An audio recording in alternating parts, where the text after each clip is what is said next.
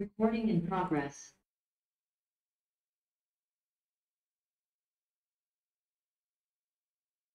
Yes. Good morning, everyone. Had your breakfast? No, అండి. Okay. So materials open చేయండి ఒకసారి. ఏంటండి? బ్రైట్నెస్ కొంచెం టైం పడుతుందండి. It will come.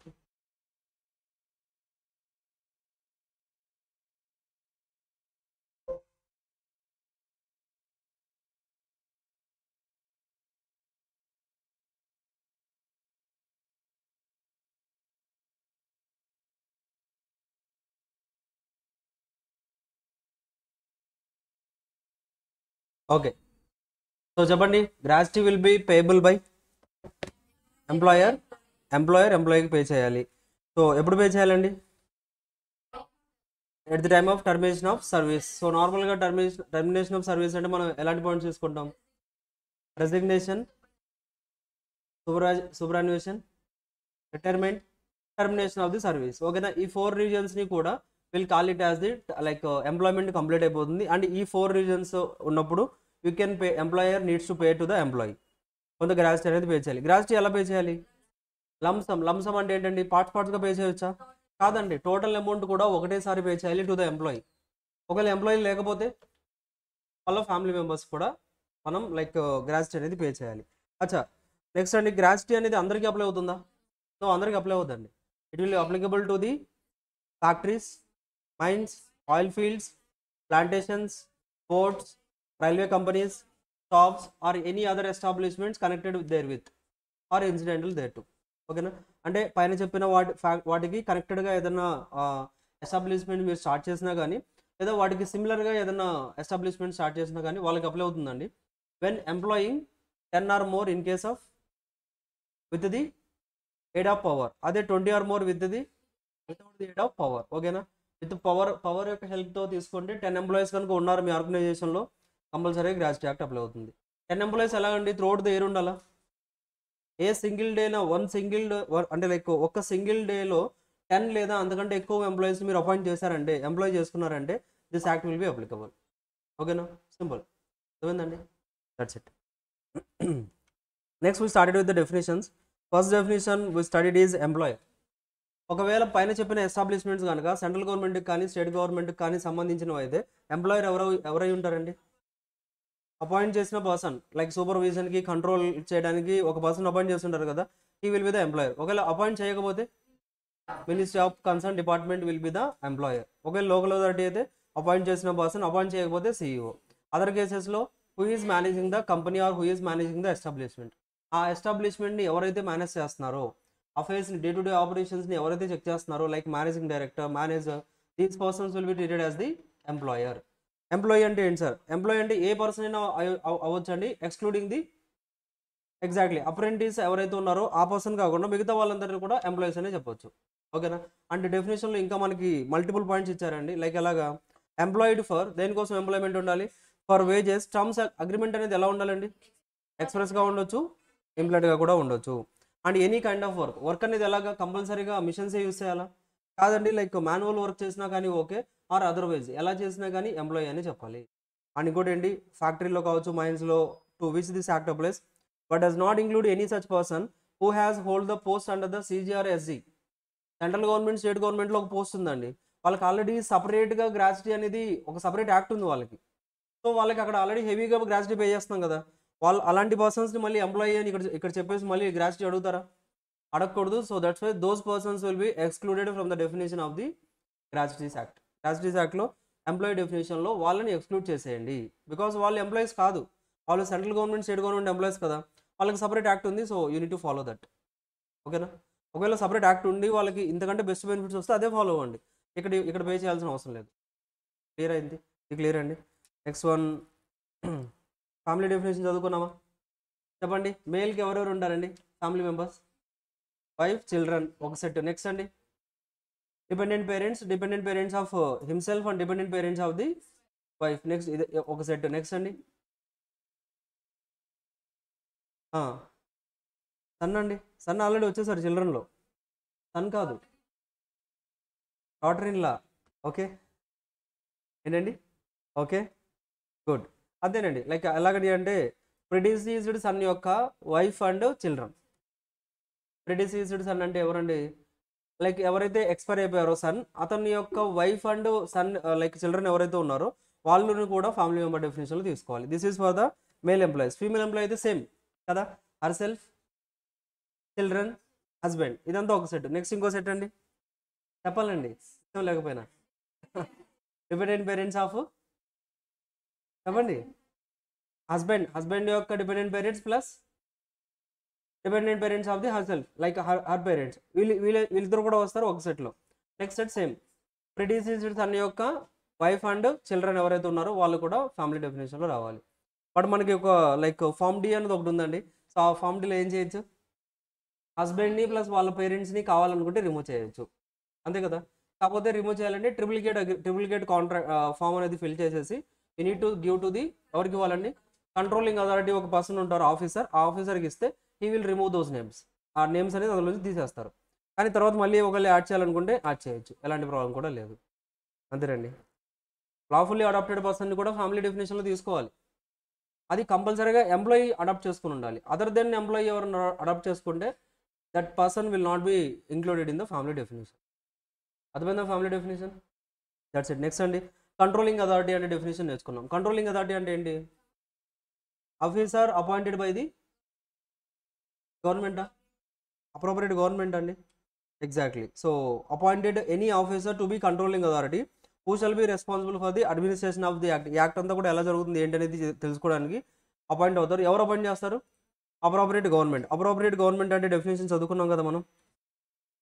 First definition అండి, అప్రోప్రియేట్ గవర్నమెంట్ అంటే టూ టైప్స్లో ఉంటారు, ఇద్దరు ఉంటారు. ఒకరు సెంట్రల్ గవర్నమెంట్, ఇంకోటి స్టేట్ గవర్నమెంట్. సెంట్రల్ గవర్నమెంట్ ఎప్పుడు అవుతుందండి? సెంట్రల్ గవర్నమెంట్ అప్రోప్రియేట్ గవర్నమెంట్ అవ్వాలంటే ఒకటి ఎస్టాబ్లిష్మెంట్ ఏదైతే ఉందో that is belonging to the CG. Central గవర్నమెంట్కి సంబంధించింది అయితే అప్రోప్రియేట్ గవర్నమెంట్ కూడా ఏమవుతుంది? సెంట్రల్ గవర్నమెంట్ అవుతుంది. సెకండ్ పాయింట్, లేదా సెంట్రల్ గవర్నమెంట్కి సంబంధించింది కాదు, మనం ఇండిపెండెంట్గా మనమే స్టార్ట్ చేసాం, సెంట్రల్ గవర్నమెంట్కి ఎలాంటి సంబంధం లేదండి. బట్ కాకపోతే మన ఫ్యాక్టరీ కానీ మన ఎస్టాబ్లిష్మెంట్ కానీ మోర్ దెన్ వన్ స్టేట్లో ఉంది. అంటే ఇప్పుడు ఏ స్టేట్ కంట్రోల్లో ఉంటుంది అది? ఎగ్జాక్ట్లీ, ఒక పర్టికులర్ గవర్నమెంట్ చెప్పలేం కదా. స్టేట్ గవర్నమెంట్ ఏ స్టేట్ గవర్నమెంట్ కంట్రోల్లో చెప్పలేం కాబట్టి central government will take the authority. So that's why having branches in more than one state and of a factory belonging to or under the control of the CG. So factory ఏదైతే ఉందో అది CG యొక్క కంట్రోల్లో ఉంది, అప్పుడు కూడా appropriate government వచ్చేసరికి సీజీనే అవుతుందండి. And of a major port, ఒకవేళ పోర్ట్ ఏదైతే ఉందో అది మేజర్ పోర్ట్ అంటే చాలా హెవీ ట్రాన్సాక్షన్ జరుగుతూ ఉంటాయి. మేజర్ మైన్స్ కావచ్చు, ఆయిల్ ఫీల్డ్స్ కావచ్చు, రైల్వే కంపెనీస్ కావచ్చు, వీటన్నిటికి కూడా అప్రోప్రియేట్ గవర్నమెంట్ సెంట్రల్ గవర్నమెంటే. ఇవి కాకుండా మిగతా వాళ్ళందరికీ కూడా అప్రోప్రియేట్ గవర్నమెంట్ అంటే స్టేట్ గవర్నమెంట్ అవుతుంది. That's it. అర్థమైందా? సరే అయిపోయింది.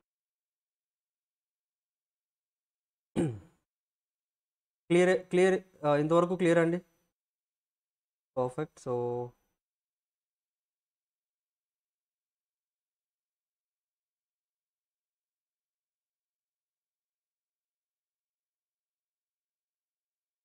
ఇక్కడ చూడండి, any person employed for wages అని చదువుకున్నాం కదా. Wages whether the terms of the such employment are express or employed అన్నాం కదా.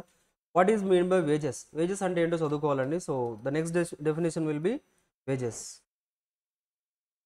ఓకేనా?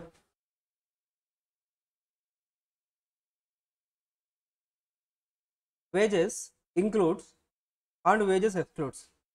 వేజెస్లో ఏమేమి యాడ్ చేయాలో ఇచ్చారు, వేజెస్లో వేటిని కన్సిడర్ చేయకూడదో కూడా ఇచ్చేసారు. Wages includes all emoluments which are earned by an employee while on duty or on leave in accordance with the terms and conditions of his employment. Emoluments అంటే బెనిఫిట్స్ అండి, సాలరీస్ కావచ్చు. So ఏదైతే benefits అనేది వస్తున్నాయో వాటిని మనం all emoluments అంటాం. All emoluments which are earned by the employee.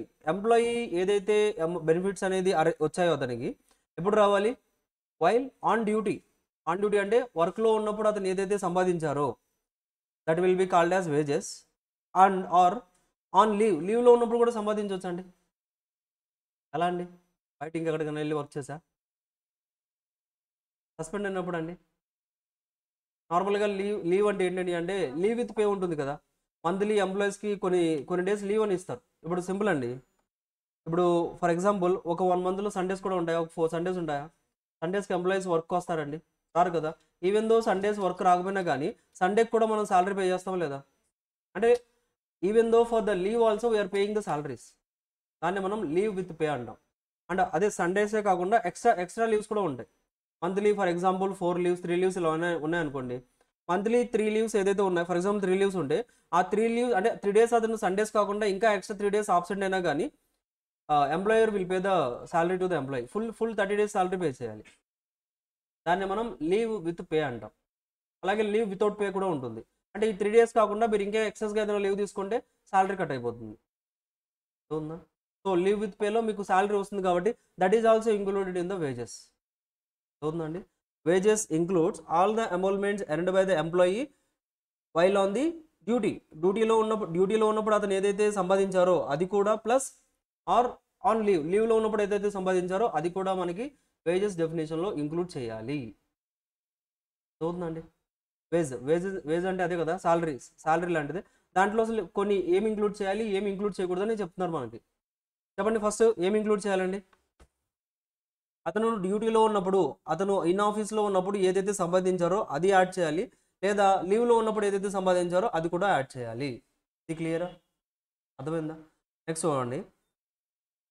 And while on duty and on a leave, ఈ రెండు కూడా కన్సిడర్ చేయాలి. And which are paid or payable to him in cash and includes dearness allowances. Which are paid or payable, payment చేయాల్సినవి లేదా payable అంటే pay చేయాల్సినవి, pay చేసినవి and pay చేయాల్సినవి టు హిమ్ ఇన్ క్యాష్ అంటే లైక్ బ్యాంక్ అయినా అవ్వచ్చు అండి. సో అతనికి ఏదైతే మనం అమౌంట్ లాగా ఇస్తున్నామో that will be included in the wages and includes the dearness allowances. తెలుసా డియర్నెస్ అలవెన్సెస్ అంటే? డియర్నెస్ అలవెన్సెస్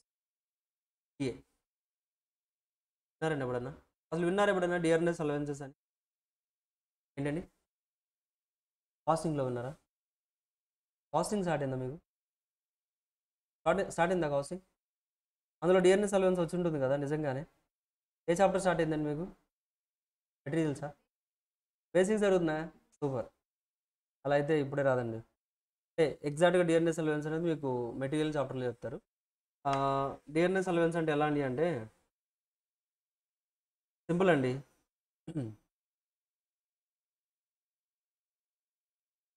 మీరు చిన్నప్పుడు ప్రైజెస్కి ఇప్పుడు మీరు పర్చేజ్ చేసే ప్రైజెస్కి సేమ్ ప్రైజెస్ ఉన్నాయా, ఏదైనా మారాయా? ఒక ఎగ్జాంపుల్ చెప్పండి చేంజ్ అయిన ప్రైజెస్. చాక్లెట్ అండి, ఎంత పెట్టుకున్నారండి చిన్నప్పుడు? ఇప్పుడు ఎంత కొంటున్నారండి? లైక్ చిన్నప్పుడు 25 పైసాకి కూడా చాక్లెట్స్ ఉండేవండి. అవునా? 1 రూపీ ఇస్తే 4 చాక్లెట్స్ ఇచ్చేవాళ్ళు. అవునా కదా? లేదా 2 చాక్లెట్స్ మీరు మీరు కొనేటప్పుడు 2 అని ఇచ్చి ఉంటారు కదా. ఇప్పుడు అండి 1 రూపీకి ఒక చాక్లెటే, అంతేనా? తర్వాత 2 రూపీస్కి ఒక చాక్లెట్ అవుతుంది. ఇంకా అండి మీకు తెలిసింది చెప్పండి. ఏంటండి? పెన్సా? చిన్నప్పుడు ఎంత కొన్నారండి మీరు? పెన్సిల్ ఎంత కొన్నారండి? 5 రూపీస్కా? ఎంతండి? ఇప్పుడు ఎంత కొంటున్నారండి? ఓకే, ఇంకా ఇంకా అండి? గోల్డ్ అండి, గోల్డ్ ఇక అది ట్రెమెండస్ చేంజ్ అండి. అది అసలు ఎగ్జాంపుల్లో అవసరం కూడా లేదు. ఇంకా మీకు తెలిసినవి ఏంటండి? ఏంటండి? అర్థం కాలేదండి. క్లాత్స్లో కూడా అంతే. సో తక్కువ రేట్లో వచ్చాయి, బట్ ఇప్పుడు ఎక్కడికి వెళ్ళినా మినిమం రేట్స్ అనేది ఉంటాయి. ఇంకా ఫుడ్ ఐటమ్స్, బ్రేక్ఫాస్ట్ చిన్నప్పుడు అండి 10 రూపీస్కి ఎన్ని ఇడ్లీలు తినేవాళ్ళండి? 5 తినేవాళ్ళ? 5 ఇస్తారండి. అట్లీస్ట్ ఒక 4 అంతేనా? 15కి అలాగా 20కి 4 అలా ఉండేవి. బట్ ఇప్పుడు అండి మినిమం 30, 35, 50 మినిమం ప్రైజెస్ అవి. 2 ఇడ్లీస్ 50 రూపీస్. సింపుల్. అవునా కదా? ఎందుకు ఇంత ప్రైజెస్ అనేది చేంజెస్ వస్తూ ఉన్నాయి? ఎందుకండి? ఇన్ఫ్లేషన్ ఉంది కదా. అంటే like there will be the ఎకానమీలో ఇన్ఫ్లేషన్ అనేది ఉంది. ఇన్ఫ్లేషన్ అంటే ఏంటి? మార్కెట్లో ప్రైజెస్ అనేది ఇంక్రీజ్ అవుతూనే ఉంటాయి, దాన్ని ఇన్ఫ్లేషన్ అంటాం. మార్కెట్లో ప్రైజెస్ ఇంక్రీజ్ అవుతూ ఉంటే దాన్ని ఇన్ఫ్లేషన్ అంటాం. అంటే మీరు చెప్పిన ఎగ్జాంపుల్స్లో అన్నింటిలో కూడా ప్రైజెస్ ఇంక్రీజ్ అయ్యాయి అంటే ఇన్ఫ్లేషన్ ఉంది. Then what about the salary ఎంప్లాయీకి ఇచ్చేటప్పుడు కూడా అతనికి కూడా ఇన్ఫ్లేషన్ ఎంత అయితే ఇంక్రీజ్ అవుతుందో దానికి తగ్గట్టుగా సాలరీ కూడా ఇంక్రీజ్ చేయాలి కదండి. ఇప్పుడు బయట మార్కెట్లో ప్రైజెస్ అన్ని ఇంక్రీజ్ అవుతున్నప్పుడు మీరు రెవెన్యూ కూడా ఇంక్రీజ్ చేయాలి కదా. అలా ఇన్ఫ్లేషన్ని మ్యాచ్ చేస్తూ ఎంత పర్సెంటేజ్లో ఇన్ఫ్లేషన్ ఇంక్రీజ్ అవుతుందో అంత పర్సెంటేజ్లో శాలరీ కూడా కొంత యాడ్ అవ్వాలని డిఆర్ఎస్ అలవెన్స్ అనేది యాడ్ అవుతుంది బేస్డ్ అపాన్ ద ఇన్ఫ్లేషన్. మార్కెట్లో ఈచ్ అండ్ ఎవ్రీ ఇయర్ ఎంత ఇన్ఫ్లేషన్ వస్తుందో బేస్ చేసుకొని దాన్ని బేస్ చేసుకొని ఈచ్ అండ్ ఎవ్రీ మంత్ ఎంత శాలరీకి యాడ్ చేయాలి అనేది క్యాలిక్యులేట్ చేయడాన్ని డిఆర్ఎస్ అలవెన్స్ అంటాం. అవుతుందండి. To equate with the inflation. అవుతుందా? To equate with the inflation. ఈ ఇన్ఫ్లేషన్తో మ్యాచ్ చేయడానికి మనకి కొంత అమౌంట్ అనేది పే చేస్తారు. ఆ అమౌంట్ని ఏమంటున్నాం మనం? DRS allowance. దీన్ని డిఏ అని కూడా చదువుతారండి. మీకు డిఆర్ఎస్ అలవెన్స్ అనేది ట్యాక్స్లో వస్తుంది, కాస్టింగ్లో వస్తుంది, ఎఫ్ఎంలో వస్తుంది, లాలో కూడా వస్తుంది. ఓకేనా? అండ్ యూ విల్ లెర్న్ ప్రతి తర్వాత మీకు అర్థమవుతుంది. క్యాలిక్యులేషన్స్ కూడా చేస్తారు మీరు. డిఆర్ఎస్ అలవెన్స్ అనేది ఎలా చేస్తున్నాం, ఏంటి, ఎక్కడ యాడ్ చేయాలి, ఏంటి, ఎవ్రీథింగ్ యూ విల్ నో. ఓకేనా? జస్ట్ ఫర్ అసలు మెయిన్ మీనింగ్ ఏంటో నేర్చుకోండి. అంటే ఇలా డిఆర్ఎస్ అలవెన్స్ ఏదైతే పే చేశారో ఇప్పుడు దాన్ని మనం వేజెస్లో ఇంక్లూడ్ చేయాలా చేయకూడదా? చేయాలి. అయిపోయిందండి, అంతే. ఇంకా డెఫినేషన్ ఇంక్లూడ్స్ మనకి ఏమని చెప్పారు?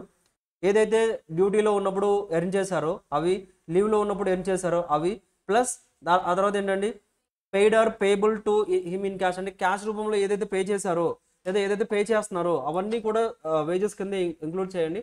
అండ్ డిఆర్ఎస్ అలవెన్సెస్ కూడా లైక్ వేజెస్ కిందే కన్సిడర్ చేయండి అంటున్నారు. ఇంతవరకు క్లియర్ కదా? Next excludes. కొన్ని ఎక్స్క్లూజన్స్ ఉన్నాయి. వీటిని వేజెస్ కింద కన్సిడర్ చేయకూడదు మీరు. ఏంటండి అంటే ఎనీ బోనస్ ఇస్తారు తెలుసా అండి? సంక్రాంతిగా దివాళీ బోనస్. అవునా? దివాళీకి బోనస్ వస్తుంది. దివాళీ బోనస్ అని ఇంకా ఏముంటాయండి? ఇయర్లీ బోనస్, క్వార్టర్లీ బోనస్, అలా నార్మల్గా అదే లైక్ ప్రాఫిట్స్తో కూడా ఇవ్వచ్చు. బట్ నార్మల్గా బోనస్ అనేది ఏంటి? ఇయర్లీ ఒక ఏదైతే బిజినెస్ జరిగిందో దాని అంతా బేస్ చేసుకొని మనకి నెక్స్ట్ ఇయర్లో కొంత పర్సంటేజ్ అనేది ఇస్తూ ఉంటారు బోనస్. అలాగా అండ్ ఫెస్టివల్స్కి ఇస్తూ ఉంటారు. ఇది కూడా మనం నెక్స్ట్ ఒక యాక్ట్లో చదవబోతున్నాం అండి. ఓకేనా? ఆ తర్వాత కమిషన్ ఏదైనా పే చేస్తున్నారు ఎంప్లాయీస్. ఫర్ ఎగ్జాంపుల్ ఎక్కువ సేల్స్ చేయించినందుకు కొంత కమిషన్ పే చేస్తారు. అవునా? అంటే శాలరీ కాకుండా కమిషన్ కూడా ఉంటుంది కొంతమందికి. అలాంటి కమిషన్ ఏదైతే ఉందో ఆ కమిషన్ని కానీ బోనస్ కానీ హౌస్ రెంట్ అలవెన్సెస్, హెచ్ఆర్ఏ అంటాం దీన్ని. హౌస్ రెంట్ అలవెన్స్ అంటే ఏంటి? హౌస్ రెంట్ అలవెన్స్ అంటే ఎంప్లాయీ లైక్ ఎక్కడొక చోట ఫర్ ఎగ్జాంపుల్ రెంట్ కొంటున్నారు అనుకోండి, ఆ రెంట్ ఛార్జెస్ ఏదైతే ఉన్నాయో అవి కూడా కంపెనీ రీఎంబర్స్ చేస్తుంది. దాన్ని మనం హెచ్ఆర్ఏ అంటాం. House rent allowances. ఇవన్నీ మీరు ట్యాక్స్లో చదువుతారండి. And each and every definition, each and every word మీరు ఇన్ డీటెయిల్గా నేర్చుకుంటారు. ఓకేనా? జస్ట్ ఇక్కడ బేసిక్ టర్మ్స్ నేర్చుకున్నాం అంతే. హెచ్ఆర్ఏ అంటే హౌస్ రెంట్ అలవెన్సెస్. రెంట్ ఏదైతే పే చేస్తున్నారో దానికి అలవెన్స్ అనేది ఎంప్లాయర్ ప్రొవైడ్ చేస్తూ ఉంటారు. అండ్ ఓవర్ టైమ్ వేజెస్ అంటే యాక్చువల్గా పర్ డేకి ఫర్ ఎగ్జాంపుల్ 9 hours వర్క్ చేయించాలండి. బట్ ఎంప్లాయర్కి ఎక్కువ లోడ్ ఉండడం వల్ల మనం 12 hours వర్క్ చేయించాం. ఇప్పుడు ఎక్సెస్గా ఎన్ని అవర్స్ వర్క్ చేశారు? 3 hours ఎక్సెస్గా వర్క్ చేశారు కదా. ఈ 3 hours కూడా నార్మల్ శాలరీతో పాటుగా ఎక్సెస్ డబుల్ శాలరీ పే చేయాలి. అర్థమవుతుందా? దాన్ని మనం ఓవర్ టైమ్ వేజెస్ అంటాం. Over time wages and any other allowance ఏదైతే ఇస్తున్నారో వాటిని ఎవరిని కూడా మనం వేజెస్లో ఇంక్లూడ్ చేయకూడదు. అర్థమవుతుందా? క్లియర్ అండి. వేజెస్ డెఫినేషన్ అర్థమైందా? వేజెస్లో ఇంక్లూజన్ చెప్పారు. ఇంక్లూడ్స్ ఏంటి? లైక్ డ్యూటీలో ఉన్నప్పుడు, లీవ్లో ఉన్నప్పుడు ఏదైతే సంపాదించారో అదంతా, అండ్ క్యాష్ రూపంలో ఏదైతే ఆల్రెడీ పే చేశారో ఏదైతే పేబుల్ ఉందో that will be called as wages. అలాగే డిఆర్ఎస్ అలవెన్సెస్ కూడా వేజెస్ కింద యాడ్ చేసుకోండి అని చెప్పారు. But it exclude specifically bonus was excluded, commission was excluded, HRA house rent allowance is excluded and the overtime wages కూడా excluded. ఇంకా అలా ఏదైనా అదర్ అలవెన్సెస్, ట్రావెల్ అలవెన్సెస్ ఇస్తున్నారు. ట్రావెల్ అలవెన్సెస్ అంటే ఎంప్లాయీస్కి ఇయర్లీ అప్పుడప్పుడు ఏంటండి అంటే ఏదన్నా లైక్ అవుట్ సైడ్ సిటీకి వెళ్ళడానికి కానీ లేకపోతే ట్రిప్స్ కోసం కొంత పేమెంట్ ఇస్తూ ఉంటారండి. అంటే లైక్ వెళ్ళి విజిట్ చేసారండి ఈ కంట్రీని, ఇలా వెళ్ళరండి అని ట్రావెల్ అలవెన్సెస్ ఇస్తూ ఉంటారు. అలాంటి వాటిని కూడా మనం తీసుకోకూడదు వేజెస్ డెఫినేషన్లో. Incentives everything. ఓకేనా? క్లియర్ అండి. Only DA plus basic wages, that's it. Basic wage ఏదైతే ఉందో శాలరీ, అది ప్లస్ ఇన్ఫ్లేషన్, ఈ రెండు మాత్రమే వేజెస్లో యాడ్ చేయాలి. అర్థమైందండి అందరికీ కూడా?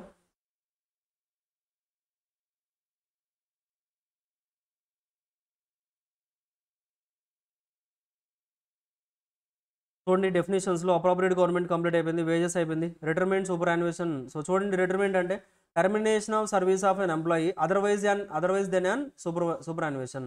సూపర్ యాన్యుయేషన్ కాకుండా సర్వీసెస్ ఏదైతే టర్మినేట్ అయిపోతున్నాయో దాన్ని మనం రిటైర్మెంట్ అంటాం. సూపర్ యాన్యుయేషన్ అంటే the attainment by the employee of such age as is fixed in the contract or the conditions of the service as the age on the attainment of which the employee shall vacate the employment. Superannuation అంటే ఏంటండి, ఒక age limit మనం fix చేసాం కాంట్రాక్ట్లో, company మనం fix చేసాం 62 years is the age limit అని మనం fix చేసామండి, రిటైర్మెంట్ ఏజ్. 62 years వరకు కూడా ఎంప్లాయీ వర్క్ చేశారు, దాన్ని సూపర్ అన్వేషన్ అంటాం. 62 years మనం ఫిక్స్ చేసాం, కానీ 58th year అతను రిటైర్మెంట్ వాలంటరీగా తీసుకున్నారు, దట్ ఈస్ రిటైర్మెంట్. అర్థమవుతుందా?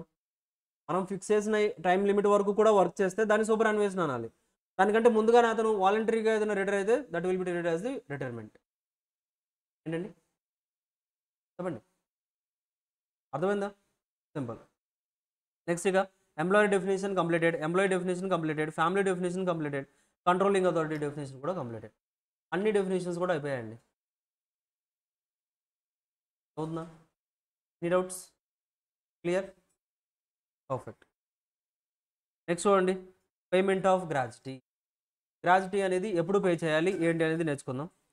Gratuity shall B payable to an employee on the termination of the employment after he had rendered the continuous service for the minimum 5 years. Underline చేసుకోండి, ఇది continuous service underline చేసుకోండి, అలాగే for a minimum 5 years కూడా underline చేసుకోండి.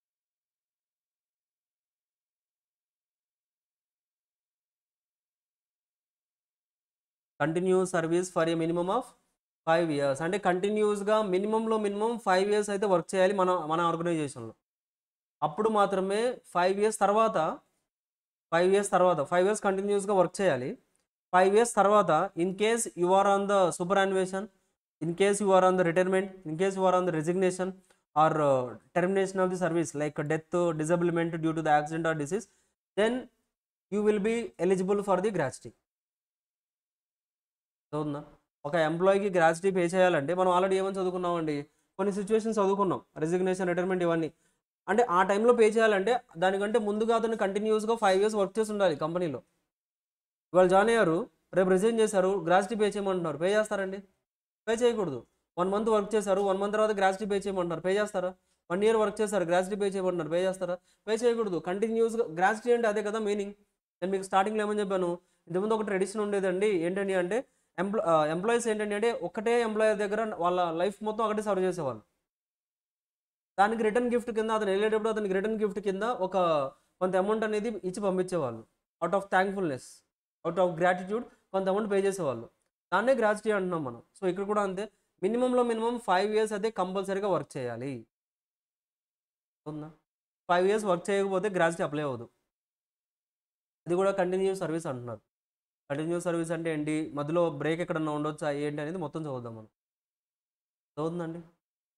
So మళ్ళీ చదువుతుందాం చూడండి. Gratuity shall B payable, gratuity pay చేస్తాం ఎవరికి?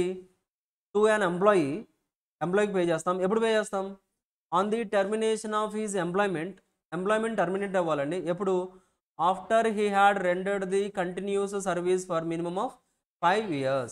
5 years కంటిన్యూస్ సర్వీస్ ఎప్పుడైతే చేస్తారో, అలా చేసి ఎప్పుడైతే అతను టర్మినేట్ అవుతున్నారో, then will pay the gratuity to the employee.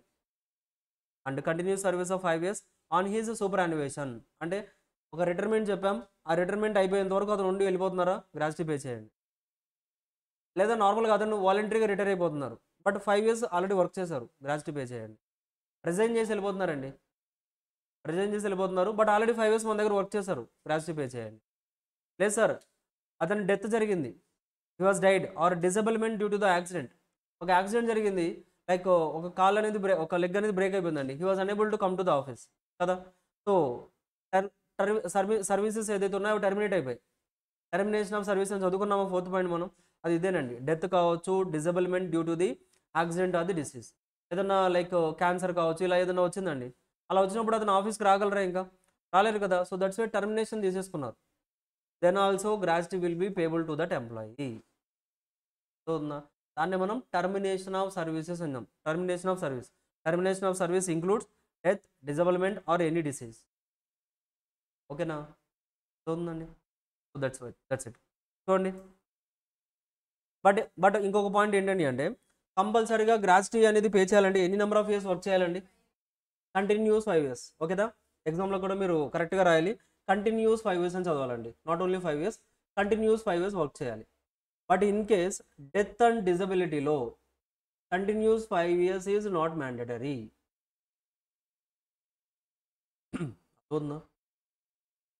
Death కానీ డిజబిలిమెంట్ కానీ జరిగితే కంటిన్యూస్గా 5 years వర్క్ చేయకపోయినా కానీ గ్రాట్యుటీ అమౌంట్ అనేది పేమెంట్ ఇవ్వడం జరుగుతుంది. అంటే మిస్టర్ ఎక్స్ అనే పర్సన్ 2.5 years వర్క్ చేశారండి ఆర్గనైజేషన్లో. 2.5 years తర్వాత హీ వాజ్ డైడ్. చెప్పండి, వాళ్ళ ఫ్యామిలీ మెంబర్స్కి గ్రాట్యుటీ వెళ్తుందా లేదా? ఎస్, గ్రాట్యుటీ వెళ్తుంది. Continuous 5 years is not required by death or disability. Disability create అయింది, ఫిజికల్ డిజబిలిటీ, సమ్ యాక్సిడెంట్ జరిగిందండి, లెగ్ ఫ్రాక్చర్ అయింది, he's unable to go to the office, so terminate చేశారు సర్వీసెస్ అన్ని. ఇప్పుడు చెప్పండి, అతనికి గ్రాట్యుటీ పే చేయొచ్చా లేదా? అతను 2 years వర్క్ చేశారు మన ఆర్గనైజేషన్లో, పే చేయాలండి. Because continuous 5 years service is not applicable in these 2 situations. Death and డిజబిలిటీలో మాత్రం అప్లై అవ్వదు. బట్ మిగతా సిచ్యువేషన్స్ అన్నింటిలో కూడా రిజైన్ చేసినా, రిటైర్మెంట్ తీసుకున్నా, సూపర్ యాన్యుయేషన్కి వెళ్ళినా కానీ కంపల్సరీగా ప్రిసీడింగ్ 5 yearsలో కంటిన్యూస్గా 5 years మన ఆర్గనైజేషన్లో వర్క్ చేస్తేనే మీకు గ్రాట్యుటీ వస్తుంది. అవుతుందండి. ఇక్కడ డెత్ అండ్ డిజబిలిటీలో అతని ఇంటెన్షన్ ఏం లేదు కదా ఆర్గనైజేషన్ మానేయాలని. అతని ఇంటెన్షన్ లేదు కదండి. అన్ఎక్స్పెక్టెడ్గా హీ వాజ్ డైడ్, అన్ఎక్స్పెక్టెడ్గా డిజబిలిటీ క్రియేట్ అయింది. సో అలాంటి సిచ్యువేషన్స్లో మనం అతన్ని కంపెల్ చేయలేం కదా మీరు 5 years కంపల్సరీగా ఉండాలని. అవునండి, చనిపోయి వెళ్ళారండి స్వర్గానికి, చెప్తారా అది నువ్వు 5 years ఉండాలి కదా, మరి వచ్చేసి ఇంకొకటి 3 years సర్వ్ చేసి వెళ్ళిపో, గ్రాట్యుటీ పే చేస్తానని చెప్తారండి మీ వాళ్ళు చెప్తారు అలాగా? మనకి ఇవి వస్తుంటాయి, ఇన్స్టాలో ఇలాంటి రీల్స్ వస్తూ ఉంటాయండి. ఎంప్లాయీ ఆఫీస్కి లీవ్ పెట్టకుండా యాక్సిడెంట్ అయ్యి చనిపోతారు. ఫోన్ చేస్తారు అతను ఎంప్లాయర్, చేస్తే ఎక్కడున్నావు అంటే ఇలా ఇప్పుడే స్వర్గానికి వచ్చానండి, ఇలా యాక్సిడెంట్ అయిందంటే, ఎలా వెళ్తావు నువ్వు నాకు చెప్పకుండా అని గొడవ పడుతూ ఉంటారు. అవును లేదు సార్, ఇది నేను ఇలా చిన్న యాక్సిడెంట్ అయింది, స్వర్గానికి వెళ్ళాను ఆల్రెడీ అంటే, వెళ్తే వెళ్ళవు బట్ నువ్వు ఎవరికి చెప్పి వెళ్ళావని గొడవ చేస్తూ ఉంటారు. చెప్పి వెళ్ళాలి కదా అని గొడవ చేస్తూ ఉంటారు. సో అంటే అలా అడగలమా మనం? అలా అడగొచ్చా అండి? Once it is out of his intention. అసలు అతని ఇంటెన్షన్ లేదు కదా. డిజబిలిటీ అయినా సరే, లేకపోతే డెత్ అయినా కానీ మనం కావాలనుకుంటే వచ్చేది కాదు కదండి. అది అన్ఎక్స్పెక్టెడ్గా ఏదైతే వచ్చిందో, సో అతని ఇంటెన్షన్ లేదు అక్కడ. కాంట్రాక్ట్ బ్రేక్ చేయాలి, సర్వీస్ బ్రేక్ చేయాలని ఇంటెన్షన్ లేదు కాబట్టి, సో ఈ సిచ్యువేషన్స్లో మాత్రం gratuity will B payable to the employees. But మిగతా సిచ్యువేషన్స్లో రిజైన్ చేశారండి, రిజైన్ చేస్తే అతను 3 years వర్క్ చేశారు, 3rd yearలో రిజైన్ చేస్తారు, గ్రాట్యుటీ పే చేస్తారా లేదా? పే చేస్తారా? 3 years వర్క్ చేశారు ఆల్రెడీ, సో రిజైన్ చేశారు, ఇప్పుడు గ్రాట్యుటీ పే చేస్తారా లేదా? గ్రాట్యుటీ పే చేస్తారా లేదా? చేస్తారు, అంతేనండి. అదే కదా, 3 years వర్క్ చేశారు కదా. మళ్ళీ అర్థం చేసుకోండి, రిజైన్ చేసినా, రిటైర్మెంట్లోకి వెళ్ళినా, సూపర్ యాన్యుయేషన్కి వెళ్ళినా కంపల్సరీగా ప్రీవియస్ 5 years వర్క్ చేసి ఉండాలి ఆర్గనైజేషన్లో. ఒక్క డెత్ అండ్ డిజబిలిటీలో మాత్రం 5 years అవసరం లేదు. మీరు 1 year వర్క్ చేసినా కానీ మీకు అప్లై అవుతుంది. అవుతుందా? మీరు జస్ట్ 1 year వర్క్ చేశారండి, 1 year వర్క్ చేసి he was died, then gratuity will be payable. ఆ 1 day చేస్తే ఏం రాదండి, 1 rupee కూడా రాదు మీకు క్యాలిక్యులేషన్లో. తర్వాత క్యాలిక్యులేషన్ చేస్తాం మనం, అట్లీస్ట్ మినిమం ఒక 1 month శాలరీ అయినా ఉండాలి. సో దట్స్ ఇన్ జనరల్గా 1 year కౌంట్ చేస్తాం మనం. నెక్స్ట్ రెడీగా ఉన్నారండి ఒక డిజబిలిటీ క్రియేట్ అవ్వడానికి, ఆ రోజు జాయిన్ అవుతారా ఆఫీస్కి వెళ్ళి? ఏమీ రాదండి 1 dayలో మీకు, ఓకేనా? అంటే అట్లీస్ట్ బేసిక్ శాలరీ అనేది మీకు ఆల్రెడీ ప్రిసీడింగ్ ఒక 1 month శాలరీ అనేది డ్రా చేసి ఉండాలి మీరు. ఎందుకంటే మన గ్రాట్యుటీ కంప్యూటేషన్కే లాస్ట్ మంత్ శాలరీ కావాలి. 1 dayకి వెళ్ళారనుకోండి, మనం క్యాలిక్యులేషన్ చేసినప్పుడు లాస్ట్ మంత్ శాలరీ అంటాం. లాస్ట్ మంత్ మీకు శాలరీ ఎక్కడ ఉంది? 0 కదా. 0 × 0 15 / 20 ఇదంతా క్యాలిక్యులేషన్ జరుగుతుంది. మొత్తం చేస్తే మీకు ఆల్మోస్ట్ ఏమొస్తుంది? 0నే వస్తుంది. దానికోసం మీరు రిస్క్ చేసినా వేస్టే, వద్దు కదా. అంతేనండి, ఓకేనా? So that is the point. So in case of death gratuity payable shall be paid to his, ఎవరికి పే చేయాలండి? Nominee, if no nomination has been made, to their heirs, legal heirs అంటాం వాటిని. సో నార్మల్గా డెత్లో ఎవరికి pay చేయాలి? Nominee. అంటే ఇక్కడ family members ఉన్నారు కదా, ఆ ఫ్యామిలీ మెంబర్స్లో ఎవరినైనా సరే అతను నామినీ కింద రాయొచ్చండి. వారే mister X is an employee, అతను ఇన్ కేస్ నామినేషన్ కంపల్సరీ, మీరు బ్యాంక్ అకౌంట్ ఓపెన్ చేసిన నామినీ అడుగుతారు, అవునా? అంటే ఒకవేళ మీరు లేకపోతే మీకు ఈ అమౌంట్ అంతా కూడా ఎవరికి పే చేయాలనేది నామినీ. ఆ నామినీ కింద మీరు ఫ్యామిలీ మెంబర్స్లో ఎవరినేమైనా ఇవ్వచ్చు. చదువుతుందా? పైన లిస్ట్ చదువుకున్నాం కదా, అందుకనే చదువుకున్నాం మనం. ఆ లిస్ట్లో ఉన్న నేమ్ ఎవరి పేరైనా మీరు రాయొచ్చు. అలా ఎవరి పేరు అయితే రాశారో వాళ్ళకి ఆ అమౌంట్ అంతా వెళ్తుంది. ఒకవేళ అసలు no nomination has been made, అసలు మీరు నామినేషన్ రాయలేదు, నామినీ డీటెయిల్స్ ఫిల్ చేయలేదు ఎవరి కూడా, దెన్ లీగల్ హెయిర్స్. అంటే లీగల్ హెయిర్స్ అంటే ఆ ఫ్యామిలీ డెఫినేషన్లో ఎవరైతే ఎలిజిబులో వాళ్ళకి ఇస్తాం. అది కోర్టులో తెలుస్తుందండి. అంతే, మొత్తం ఫైట్స్ జరిగి లాస్ట్కి ఇంకెవరికి వెళ్ళాలో వాళ్ళకి హ్యాండ్స్కి వెళ్తుంది. ఎవరైతే ఎక్కువ గొడవపడి విన్ అవ్వగలరో వాళ్ళకి వెళ్తుంది అది. అంటే లీగల్ హెయిర్స్ అంటే లైక్ లీగల్గా ఎవరికి వెళ్ళాలో వాళ్ళకి వెళ్తుంది, యాజ్ పర్ ద లీగల్, అంటే కోర్టులో జరుగుతుంది అదంతా కూడా. ఓకేనా అండి? చెప్పండి చెప్పండి, ఒపీనియన్ ఏంటి? అంతేనా? క్లియర్ కదా? So that's it. So that's why nominee details ఇస్తే బెటర్. ఒకవేళ మీరు ఇవ్వకపోతే తర్వాత వాళ్ళకు వాళ్ళు డిసైడ్ చేసుకుంటారు. అంతేనండి, కోర్టుని ఎంటర్టైన్ చేస్తారు అంతే. ఓకేనా? So this is gratuity payment అనేది ఎలా చేయాలి ఏంటి అనేది. Okay, so gratuity shall be payable to then employee on the termination of the employment. కంపల్సరీగా ఎంప్లాయ్మెంట్ టర్మినేట్ అవ్వాలి, అదర్వైజ్ గ్రాట్యుటీ పే చేయం. బట్ ఆ టర్మినేషన్ కూడా ఎలా అవ్వాలండి? After continuous service of the 5 years. 5 years continuous service complete అయిపోయిన తర్వాత terminate అయితే మాత్రమే పే చేస్తారు. Like at the time of superannuation, resignation, retirement. But death and డిజబిలిటీకి మాత్రం 5 years అవసరం లేదు. సో మీకు ఈ సిచ్యువేషన్ ఎప్పుడు వస్తుందో అప్పుడు మీకు గ్రాట్యుటీ అనేది పేమెంట్ చేయడం జరుగుతుంది. ఓకేనా? That's it. అర్థమైందండి? గుడ్. ఒకసారి చెక్ చేసుకోండి. కొన్ని ఎంసీక్యూస్ చేస్తారా? ఒకసారి మొత్తం రిఫర్ చేసుకోండి ఒక 2 minutes, ఇప్పుడు వరకు చెప్పిందంతా కూడా.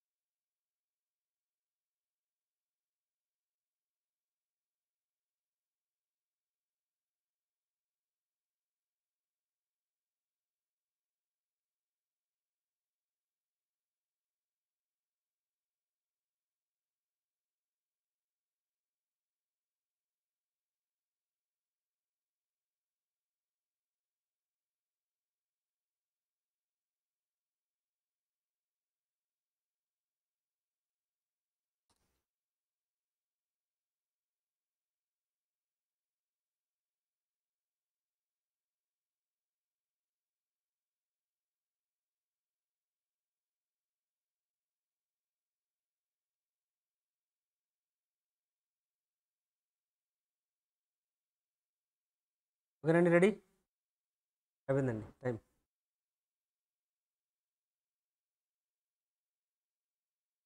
Okay, what is the meaning of gratuity? A payment made by the employee to the employer. Option B, a payment made by the employer to the employee at the time of termination of service. A tax levied on the employees after retirement. A payment made by the government to the retired employees. Payment made by the employer to the employee at the time of termination of the service. Correct. Which of the following establishments is not covered under the Payment of Gratuity Act 1972? Which of the establishments is not covered under the Payment of Gratuity Act? అవునండి, factory cover అయిందా?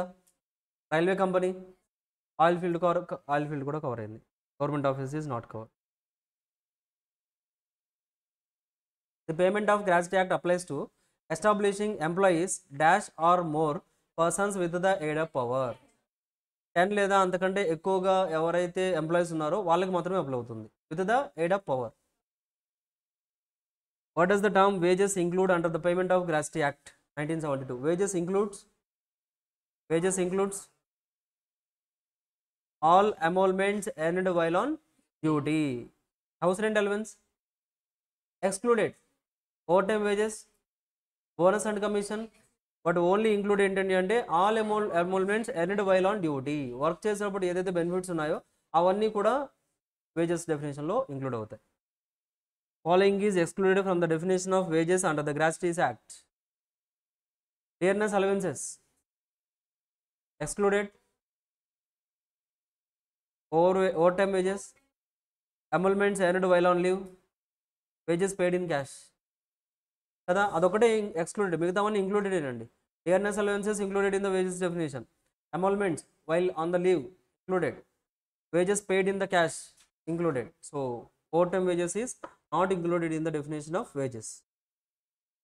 Who appoints the controlling authority for the administration of the Payment of Gratuity Act 1972? Appropriate government will appoint the controlling authority. Controlling authority అంటే ఒక control చేయడానికి ఒక officer అండి. ఆఫీసర్ని ఎవరు appoint చేస్తారు? Appropriate government. అప్రోప్రియేట్ గవర్నమెంట్ అంటే ఎవరు ఉంటారు? సెంట్రల్ గవర్నమెంట్ కానీ స్టేట్ గవర్నమెంట్ కానీ. Payment of gratuity act applicable to the employees who has completed minimum of dash years of continuous service. కంటిన్యూస్గా 5 years కంప్లీట్ అయిన వాళ్ళకి మాత్రమే గ్రాట్యుటీ యాక్ట్ అనేది అప్లై అవుతుంది. Who is eligible to receive the gratuity if an employee dies during the service. అంతే కదండి. ఎవరికి eligibility ఉంటుంది? ఒకవేళ ఎంప్లాయీ లేకపోతే వాళ్ళ ఫ్యామిలీ మెంబర్స్ ఎవరైతే ఉన్నారో దే విల్ బి ఎలిజిబుల్. ఓకేనా? లైక్ అతను ఆ ఫ్యామిలీ మెంబర్స్లో ఒకవేళ నామినీ ఉంటే నామినీ, లేకపోతే లీగల్ హెయిర్స్. ఓకేనా? అంటే లీగల్గా ఎవరికైతే వెళ్తుందో వాళ్ళకి అనేది ఆ అమౌంట్ వెళ్తుంది. Clear? According to the payment of gratuity act, which of the following persons is not considered as an employee? చెప్పండి. ఎగ్జాక్ట్లీ. సో చదువుకున్నామా? సీజీ స్టేట్ గవర్నమెంట్ పోస్ట్ ఎవరైతే హోల్డ్ చేస్తున్నారో ఆ పర్సన్స్కి లైక్ గ్రాట్యుటీ యాక్ట్ అనేది అప్లై అవుతుంది అని చదువుకున్నామా? So government employee is the correct answer. Teacher in the education institution అమెండ్మెంట్లో చదువుకున్నామా? ఎడ్యుకేషన్ ఇన్స్టిట్యూషన్స్లో కూడా టీచర్స్కి అప్లై అవుతుందండి. పర్సన్ వర్కింగ్ ఇన్ ఫ్యాక్టరీలో అప్లై అవుతుంది, షాప్ కీపర్ అందరికీ అప్లై అవుతుంది. ఎనీ పర్సన్ అని చదువుకున్నాం మనం, అంటే ఎవరైనా ఇంక్లూడ్ అవ్వచ్చు. బట్ గవర్నమెంట్ ఎంప్లాయీస్కి అప్లై అవ్వదు. ఎక్స్క్లూజన్స్లో క్లియర్గా చెప్పారు కాబట్టి. ఓకేనా? చూడండి, gratuity will be applicable to any person. Like ఎవరికైనా అప్లై అవుతుంది, ఎంప్లాయీ డెఫినేషన్లో ఎవరైనా వస్తారు, బట్ వీళ్ళు మాత్రం రారు. స్టేట్ గవర్నమెంట్, సెంట్రల్ గవర్నమెంట్లో స్పెసిఫిక్గా ఎవరికైతే యాక్ట్ ఆల్రెడీ ఉందో ఆ యాక్ట్లో కవర్ అయిన వాళ్ళు ఎంప్లాయీ డెఫినేషన్లో ఇక్కడ రారు. ఓకేనా? డౌట్ అడగండి.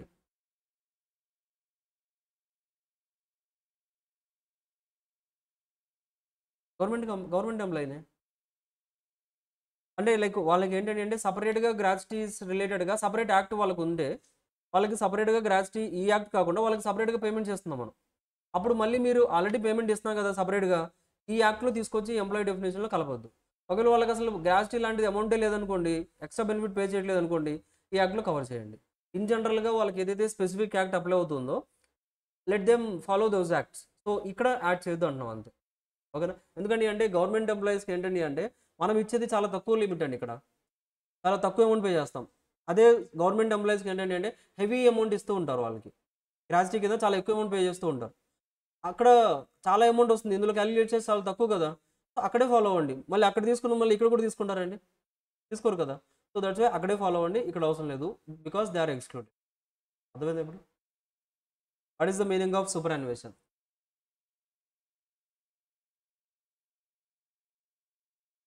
అంతేనండి. మన ఎంప్లాయ్మెంట్ కాంట్రాక్ట్లో మనం ఏదైతే ఏజ్ ఫిక్స్ చేసామో ఆ ఏజ్ని అటెండ్ చేయడాన్ని సూపర్ యాన్యువేషన్ అంటాం. ఓకే, అర్థమయ్యా? ఎగ్జాక్ట్లీ. సో నెక్స్ట్ క్లాసెస్లో will study with the like continuous service అంటే ఏంటి, ఆ క్యాలిక్యులేషన్స్ ఎలా చేయాలనేది will study in the next class. And gratuity calculation కూడా ఎలా చేయాలనేది స్టార్ట్ చేద్దామండి. ఓకేనా? ఇప్పటి వరకు జరిగిందంతా ఒకసారి మళ్ళీ రిఫర్ చేసుకోండి. And remaining concepts will discuss in the next class. Any doubts? Shall we close for today? రేపు ఏదైనా ఎగ్జామ్స్ ఉన్నాయండి మీకు? సండే ఫ్రీనా? Okay, enjoy your Sunday. So తర్వాత మళ్ళీ సండే ఎగ్జామ్స్ ఉంటే తెలుసు కదండి. సో ఇప్పుడు దొరికే సండేసే కొంచెం మంచిగా రిలాక్స్ అవ్వండి, మంచిగా ఎంజాయ్ చేయండి, టైం ఉంటే ప్రిపేర్ అవ్వండి. Okay, that's it. Will meet in the next class. Thanks everyone. Bye.